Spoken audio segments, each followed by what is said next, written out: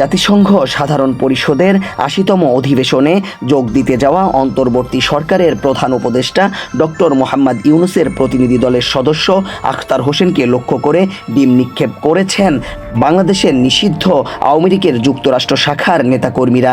এ সময় নারী নেত্রী তাসলিম জারাকেও অশালীন ভাষায় গালিগালাজ করেন তারা। এ ঘটনায় ক্ষোভে ফুঁসে উঠেছেন দেশের রাজনৈতিক অঙ্গন।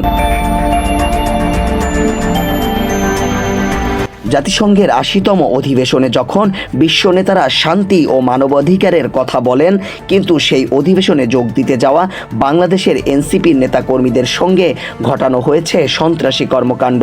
অন্তর্বর্তী সরকারের প্রতিনিধি দলের সদস্য ও জাতীয় নাগরিক পার্টির সদস্য সচিব আখতার হোসেনকে লক্ষ্য করে ডিম নিক্ষেপ করে উল্লাস করেন নিষিদ্ধ আওয়ামী লীগের যুক্তরাষ্ট্র শাখার নেতাকর্মীরা। এ সময় পাশে থাকা এনসিপির নারী নেত্রী তাসলিম জারাকেও অশালীন ভাষায় গালিগালাজ করেন তারা। ঘটনার পর রাজনৈতিক অঙ্গনে শুরু হয়েছে তীব্র প্রতিক্রিয়া। সাধারণ মানুষ বলছেন, আওয়ামী লীগ ধাপে ধাপে প্রমাণ করেছে তারা একটি জঙ্গি সংগঠন। তাদের প্রভাব শুধু বাংলাদেশেই নয়, ছড়িয়ে পড়েছে আন্তর্জাতিক অঙ্গনেও। তাই আওয়ামী লীগ নামক এই সন্ত্রাসী গোষ্ঠীকে শুধু বাংলাদেশেই নয়, বিশ্বের সকল দেশ থেকে উৎখাত করা উচিত।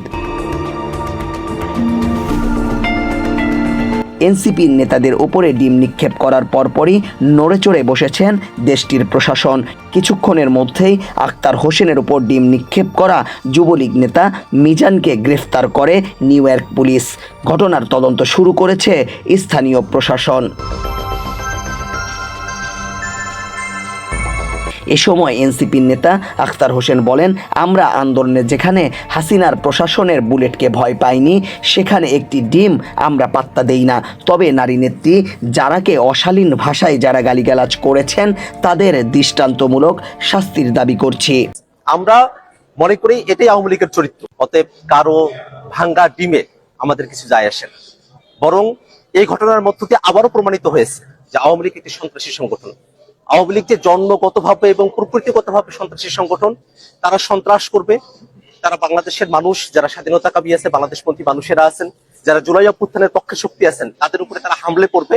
আমরা অন্তর্বর্তীকালীন সরকারের কাছে আহ্বান রাখবো, যারা দেশে এবং দেশের বাইরে আওয়ামী লীগ এবং তাদের দোসররা সন্ত্রাসের ছক করছে, তাদেরকে অতি দ্রুত বাংলাদেশে ফিরিয়ে নিয়ে গিয়ে তাদেরকে বিচারের আওতায় নিয়ে আসা হবে। আপনারা জানেন যে আমাদের যুগ্ম সদস্য সচিব তাসলিম জারা আপু, তিনি আমাদের সঙ্গে এসেছেন।